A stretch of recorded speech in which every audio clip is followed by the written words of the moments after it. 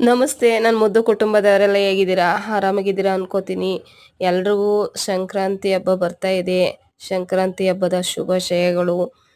ಹಾಗೆ ನಾವು ನಮ್ಮ ಚಿಕ್ಕಲ್ಲೂರು ಜಾತ್ರೆ ನಡೀತು. ಜಾತ್ರೆಗಂತೂ ಹೋಗೋಕ್ಕಾಗ್ಲಿಲ್ಲ.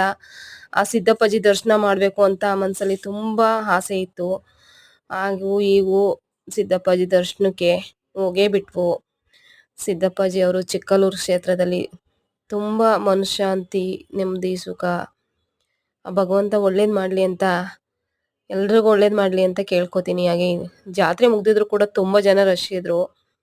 ಹಾಗೆ ಹಂಗೋ ಹಿಂಗೋ ಆ ಸ್ವಾಮಿ ದರ್ಶನ ಮಾಡಿ ಪೂಜೆ ಮಾಡಿಸಿ ಫೋಟೋ ತೆಗಿಯಂಗಿಲ್ಲ ಅಂದರು.